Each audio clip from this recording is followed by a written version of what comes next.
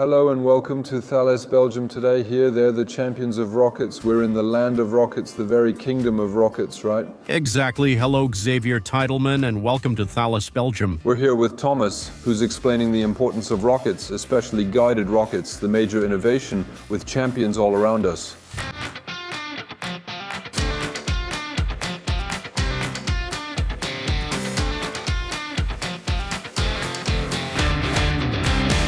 The first question, missiles and rockets, what's the difference? So here we're talking about rockets, and the big difference is that a rocket has an initial impulse, about 1 second, and then it follows its ballistic trajectory, it follows its inertia, and the principle of guidance is to correct the small errors that might have happened at the moment of launch. A missile, on the other hand, is something a bit more complex, a bit more expensive as a result, and it has continuous thrust, so it has a bit more maneuverability. So you could say that a rocket is basically a low-cost missile, but without the negative connotation of low-cost. So the range of a rocket, whether it's guided or unguided, is generally around 7 to 8 kilometers, which is already a significant distance, and it exceeds Mach 1 in terms of maximum velocity for this object. So it's an object that reaches its target quite quickly, and it's not very sensitive to a whole range of countermeasures that we see today. So historically, maybe it's a mistake, but I always thought rockets were something unguided. For example, in Ukraine they fire lofted shots. In the French army we had unguided rockets, but mainly for direct fire or when well stabilized. Now you're talking about guided rockets. Exactly, but we really still have both. So the unguided rocket still exists, but it's a different concept. The unguided rocket is considered a saturation weapon. We fire this rocket and it covers the equivalent of a soccer field, really to stop an advance, cover an area, clear an area. Whereas the guided munition is a precision weapon.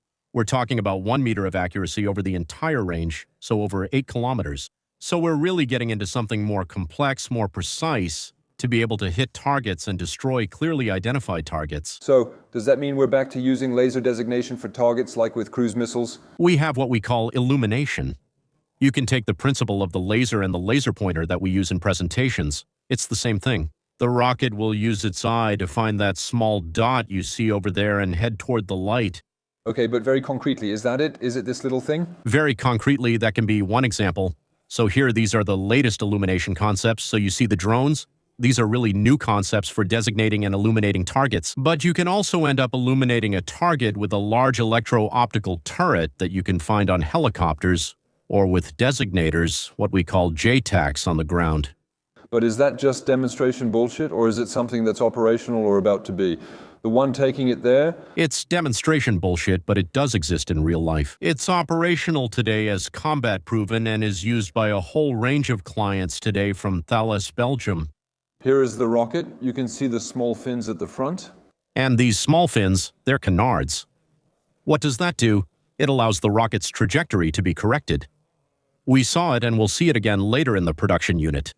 We deploy these canards and then they correct the rocket's trajectory to allow it to head toward the target. Because actually the rocket is originally inside tubes. It's inside a tube, it's inside a launcher, it's inserted into this launcher in a smooth version that we see here. And then, when it comes out of the tube and its eye, which you can see at the front of the munition, detects the target, it will open these small fins and guide the munition toward the target. We're dealing with an air-to-ground system. That means, for example, it's the Tiger helicopters that are equipped with this. It's especially the Tiger helicopters that are equipped with this. But we're really talking about a multi-mission, multi-platform, multi-segment concept. So this rocket, in the same configuration, can also be used on a vehicle, on a boat, for ground-to-ground or ground-to-air purposes. But also, and this is really the topic right now, it can be used in an air-to-air role. Because today, we're really looking for the ability to produce munitions at scale at a relatively low cost to neutralize targets, such as the drones that we see approaching Europe. That's a direct reference to what happened in Poland a few weeks ago. You know that dozens of drones crossed the border.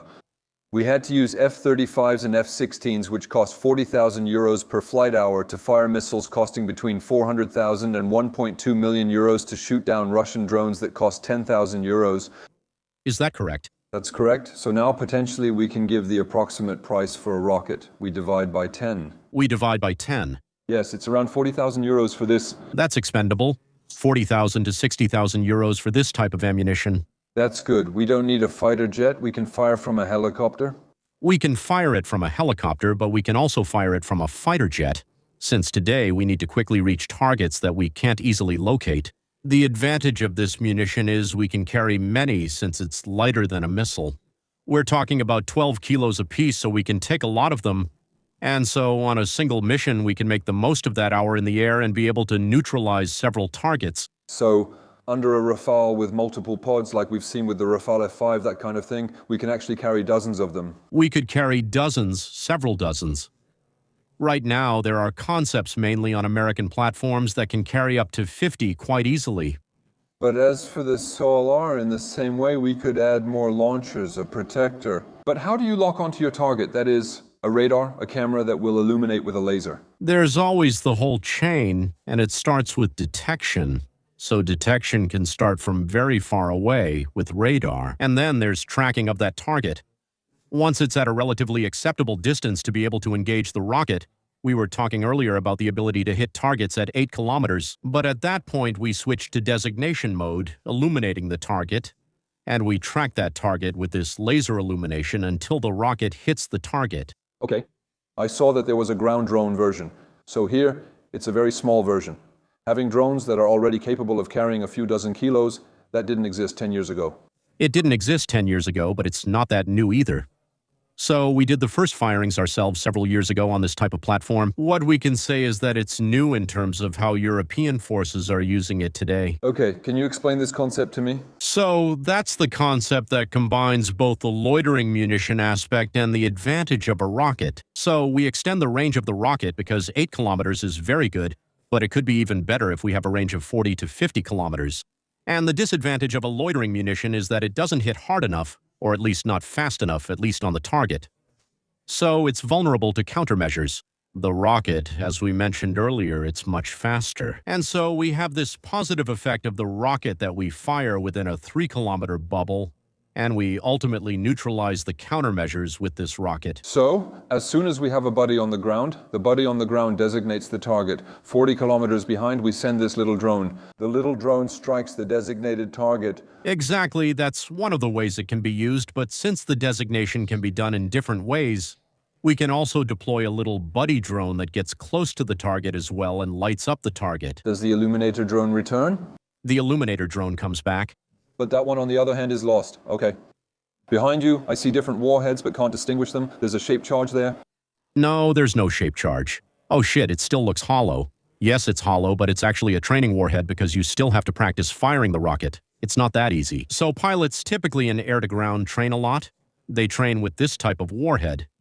Here we have much more standard heads, high explosive warheads that explode on impact. We have warheads that require illumination, so they generate a flash and infrared signal and smoke to mark targets. And then, most importantly, here we have this warhead, which is a new warhead that we developed 2 years ago now to neutralize drones. So why was this warhead initially developed? To address a threat that currently has no countermeasure. Swarms of small drones today, there are very few effectors and means to neutralize them with hard kill. And this solution was developed for that. Basically, you fire a rocket and the warhead close to the drone swarm will, just like fireworks, eject all the small pellets you see over there and create a cloud of pellets to neutralize the drone swarm. But that means that before launching, we have to give the information to the rocket by saying, when you are 1.8 kilometers away from me, you have to detonate. Exactly. So the rocket is obviously also dependent on a system. It's all connected. And obviously we have to provide the information and so send the distance through the little cable you see there. The distance is just the time it takes to reach the target, and we have a timer that counts down to impact. Here we're using timing instead of a laser, highlighting the ecosystem's complementarity. Exactly. The rocket portfolio today is fully complementary, spanning the traditional unguided munitions, the unguided munitions with these new programmable warheads, and the guided munition. We have the ability to handle quite a large number of targets across a whole range of areas today. Let's go see the factory. Let's go see the factory. While walking through the hallways, we see a small Polaris. That's right, a 5 rocket launcher.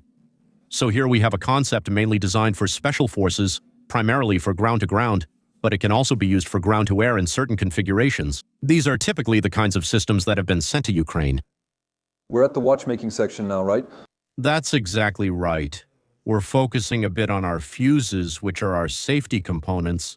They're both a safety feature for the people handling our devices and also an activation element for all of our rockets, whether they're guided or unguided. We're really dealing with precision mechanics here, with extremely fine manual assembly.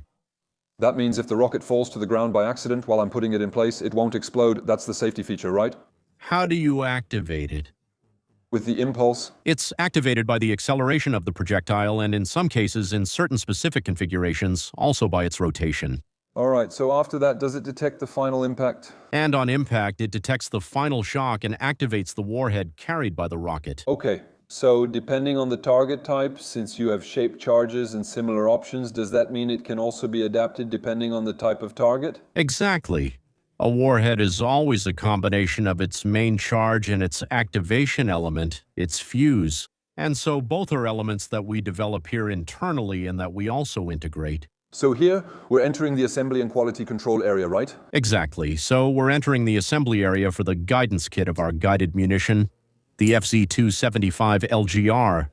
Here you can see a whole series of components that make up this guidance kit. The most important thing for us here is obviously precision, high-quality assembly. So you'll find control points all over the tables here, whether they're electronic control points or mechanical control points.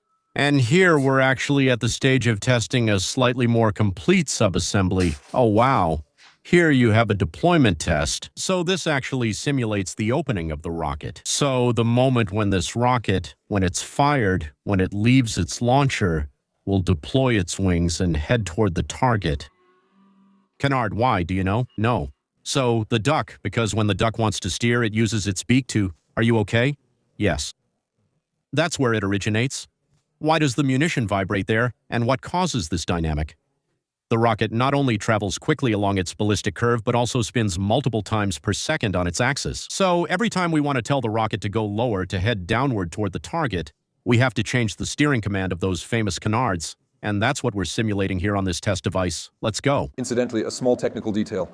Look at what they put under my shoes. This, guys, is to prevent electrical arcs, to avoid electrostatic discharge. If I ever touch an object and it could cause a discharge and completely mess it up, it's so sensitive, my body is always touching the ground, so I can't generate an electric discharge. I'm filming our style first anyway. So now we're going to move on to another important part of assembling and inspecting our guided munition, what we call the seeker calibration table. So we're going to enter an environment where we're a bit geared up. We're wearing some funny glasses to protect ourselves, to protect our eyes, because here we're going to simulate the laser beam that our munition looks at and follows to guide itself. So we're entering one of the rooms here. We have several of them here to allow us to mass produce our munitions. So here you see a calibration table, a laser beam, but also a climate chamber that allows us to check how our devices behave across all temperature ranges. And one thing, a munition must be able to function, whether in very cold temperatures, below -40 degrees, or in very hot temperatures that go well above 60 degrees. The laser is right here. Here you have a door with a window that lets the laser through. The table will tilt.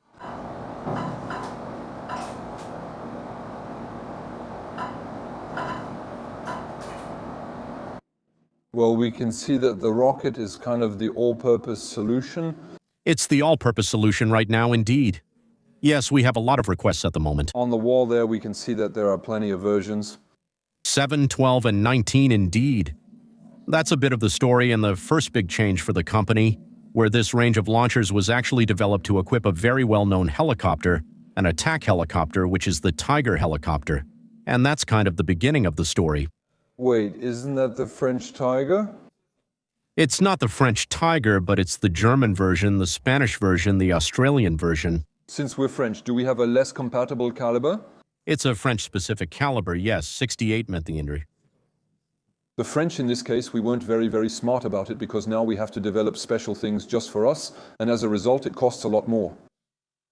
At the time, it was direct fire, firing in a straight line. There was no guidance. There was no guidance. It was unguided fire, unguided ammunition, but both direct fire and indirect fire as well to reach longer ranges. Which other countries use it? It's mostly Europe. Today we have a lot of users in Europe. We mentioned Australia earlier, and we have India, which is a huge client for us. We equip a lot of helicopters in India, but we can also talk about some countries in Southeast Asia, Africa, and also South America. So we can say that the demand is everywhere. And the guided rocket, as we can see here, is that from 2021? 2021, 2022. The guided rocket came much later.